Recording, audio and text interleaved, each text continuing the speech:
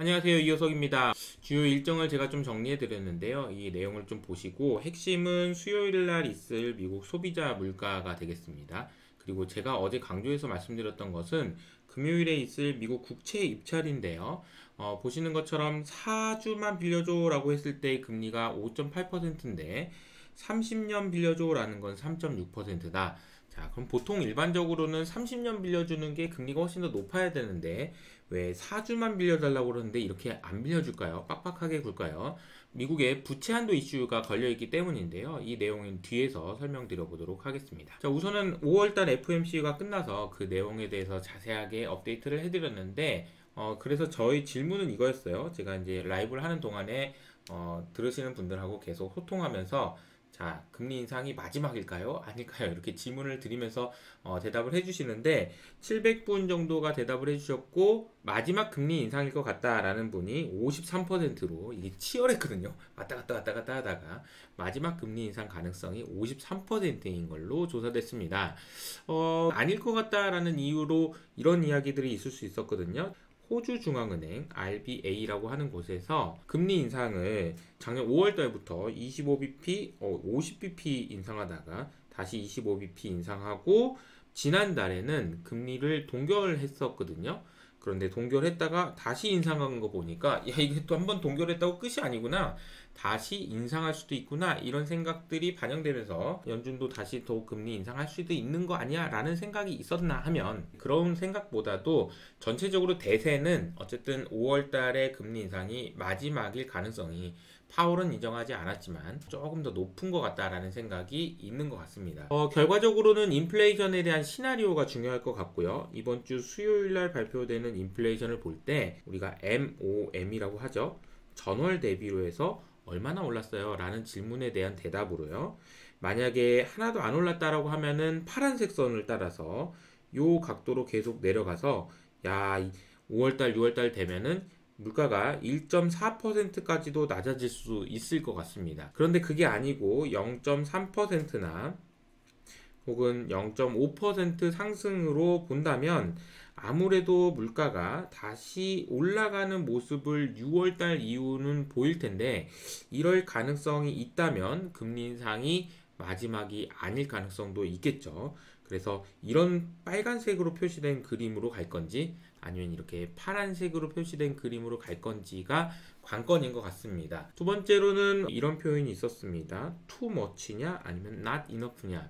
너무 금리 인상을 세게 해가지고 문제가 되느냐 아니면 너무 덜 해서 문제가 되느냐 라는 질문인데요. 너무 세게 해서 문제가 된다라는 것은 인플레이션을 신경 쓰기 때문일 거고요. 너무 덜 해서 문제가 된다라는 것은 경기 침체나 고용시장에 대한 걱정을 하기 때문이라고 볼 수 있겠죠. 그래서 이 두 가지를 균형을 잡아야 됩니다. too much도 안 되고요. not enough도 안 된다라는 거죠. 그런데 공교롭게도 파월이 이런 표현을 이번 FOMC 회의에서 사용했습니다.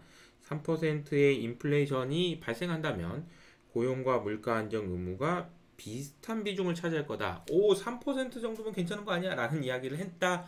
라는 건데 2% 목표를 우리가 하고 있지만 3% 정도 되면 적당한 거 아니야? 라는 이야기라고 보실 수가 있겠습니다. 8월에 있을 잭슨홀 미팅에서 관련된 이야기가 나올 수 있을지 주목해서 봐야 될 것 같고요. 이렇게 만약에 된다면 시장이 어떻게 될 것인지를 같이 고민하는 시간도 가졌습니다. 두 번째 질문은 나스닥이 상단을 돌파할까요? 라는 질문이었어요. 그래서 아니오가 51%로 아주 미묘하게 좀 높았는데요. 거의 비슷한 수준이었다고 보시면 되겠습니다. 그런데 나스닥에 대해서 질문을 드렸던 이유가 올해 2023년에 주가가 올랐다가 빠졌다가 올랐다가 빠졌다가 다시 지금 올라가고 있는 상황인데 기술적인 느낌상으로 보면 이게 좀 더 갈 수 있는 거 아니야? 라는 질문을 할 수밖에 없는 상황이기 때문이죠. 그런데 월가에서는 지금 주가가 왜 올라야 되는지 진짜 설명을 못하겠다라는 이야기들이 굉장히 많습니다. 골드만삭스, JP모건, 모건스탠리, 뱅크 오브 아메리카까지 왜 이렇게 주가가 올라가는 것에 대해서 설명을 못하고 있는지에 대해서 아주 자세하게 소개를 해드렸고요. 주가가 더 올라갈 수 있다라는 논리도 있는데 그 논리는 다른 것이 아니고요. 애플과 마이크로소프트의 비중이 14%까지 차지할 정도로 올라갔다.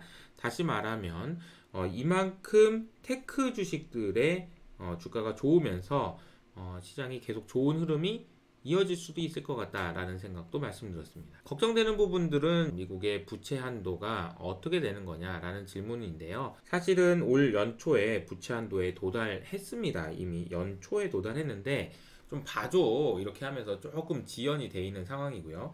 이 그림에서 보시는 것처럼 미국의 부채는 이렇게 늘어났다가 이번 텀에서 좀 줄어들 거라고 봤어요. 왜냐하면 이 구간에서 세금을 거두려고 했었거든요. 세금을 거두면서 미국 정부가 부채 좀 덜 발행해도 될 것 같아 라는 쪽으로 하면서 이게 좀 내려올 줄 알았는데, 아마 이 그림이 이렇게 가는 것이라면 8월 달에 만났을 텐데 조금 확대해서 보면 아마도 세금이 덜 거쳐서 이런 식으로 가서 아마 6월 언제쯤에 부채 한도에 도달할 가능성이 있다라는 이야기가 나오고 있는 것 같습니다. 미국 재무부의 현금이 너무나도 빨리 떨어지고 있나 봐요. 그래서 세금을 걷어서 좀 올라가긴 했는데 또 다시 떨어지니까 옐런 장관 입장에서는 좀 상당히 좀 걱정이 많이 되나 봅니다. 엑스데이트라고 우리가 표현하죠. 미국의 부채가 부채 한도에 도달하는 날짜를 의미합니다. 현금이 다 떨어져 버리는 그런 상황이 되겠죠. 근데 옐런 장관 같은 경우에는 빠르면 6월 초, 6월 1일 날에도 당장이라도 문제가 될 수 있다. JP 모건 같은 경우에는 6월 9일이라고 했고요. 뱅크 오브 아메리카는 예상보다 빨리 엑스데이트가 다가올 것 같다 라고 이야기를 했지만, 다른 기관들 ICAP라고 하는 페드 워처 같은 경우에는 6월 달에 부채 한도 상한선 도달 가능성 없다라고 얘기했습니다. 이분은 옐런 장관이 엄살 부리고 있는 거야 라고 이야기를 한 거겠죠. 바클레이지 같은 경우에서도 500억 불 정도 남아 있어서 7월 말까지는 버틸 수 있다라는 이야기도 했습니다. 내용이 어쨌든 간에 엑스데이트 도달하기 전에 부채 한도가 빨리 해결이 돼야 되겠죠. 그래서 블룸버그 뉴스에서는 이런 내용들을 확인했습니다. 바이든 그리고 상원, 하원이 일단은 만날 수가 있어야 될 거 아니에요. 만날 수 있는 날이 언제냐를 따져가지고 자, 이 날짜를 표시해 놨는데요. 자, 이번 주 9일부터요 다음 주 17일까지 부채 한도를 협상할 수 있는 날이 되겠습니다. 그래서 이 날이 정말 중요해요. 그래서 이번 주에는 아마도 부채 한도와 관련된 디베이트들이, 야 바이든 정신 차려, 뭐 이렇게 돈을 많이 쓰려고 그래, 깎어, 이렇게 하는 거 이야기와, 아니야 그냥 통과시켜줘, 지금 부채 한도 때문에 지금 우리가 돈을 못 써가지고 중국한테 지면 되겠니? 라는 의견들이 강하게 충돌될 가능성이 있습니다.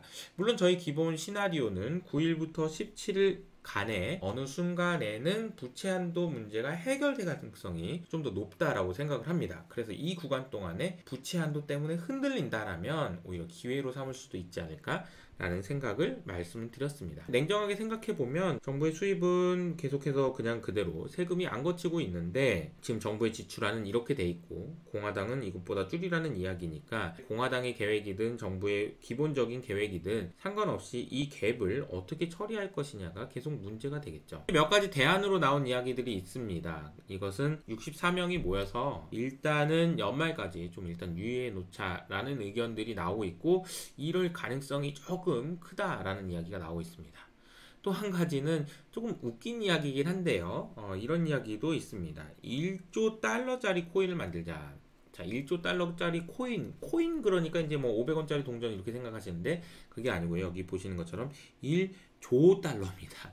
1조 달러면 우리나라 돈으로는 1300조 원이나 되는 어마어마한 규모입니다. 거의 우리나라 GDP에 육박하는 기념주화를 만들자는 얘기인데요.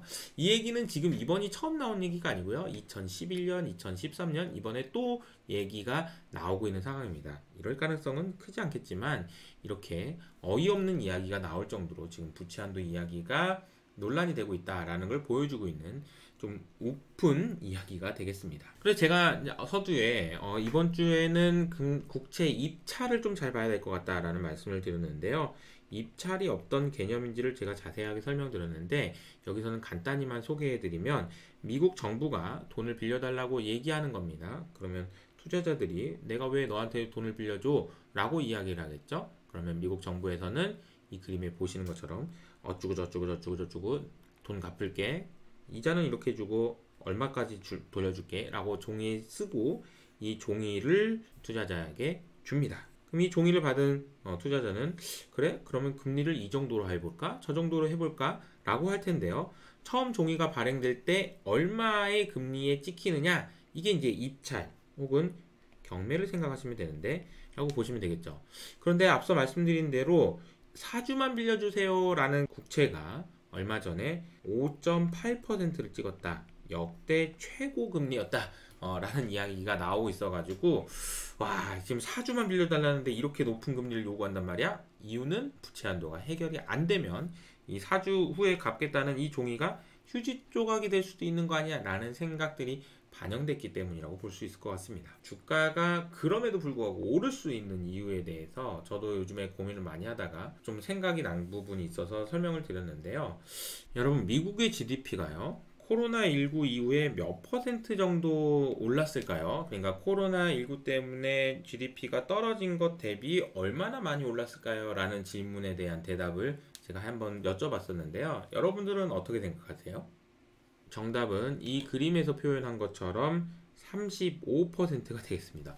엄청 크죠? 네, GDP의 성장 궤도를 보면, 자, 이 그림에서 보시는 것처럼 2008년에 이렇게 살짝 떨어졌고 2020년에 코로나 때문에 많이 떨어졌다가 슉 올라가면서 여기서부터 여기까지 얼마가 올랐냐면 35%가 증가했습니다. 이 내용에 설명하다 보니까 구독자분께서 부채는 얼마나 늘었나요? 라는 질문을 해주셨는데, 부채가 얼마나 늘었는지를 확인하시려면 제가 댓글에 달아드린 풀 영상을 한번 확인해 보시면 좋을 것 같고요. 어쨌든지 간에 미국의 GDP가 20조 달러 언저리에서 26조 달러까지 무려 35%나 증가했다라는 것은 어떻게 보면 주가가 올라도 되는 거 아니야? 이건 이제 물론 명목 GDP입니다.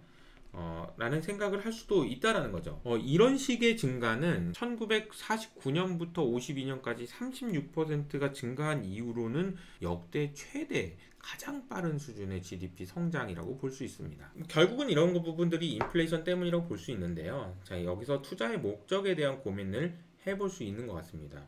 여러분은 투자를 무엇을 이기기 위해서 하고 계신가요? 라는 질문이죠.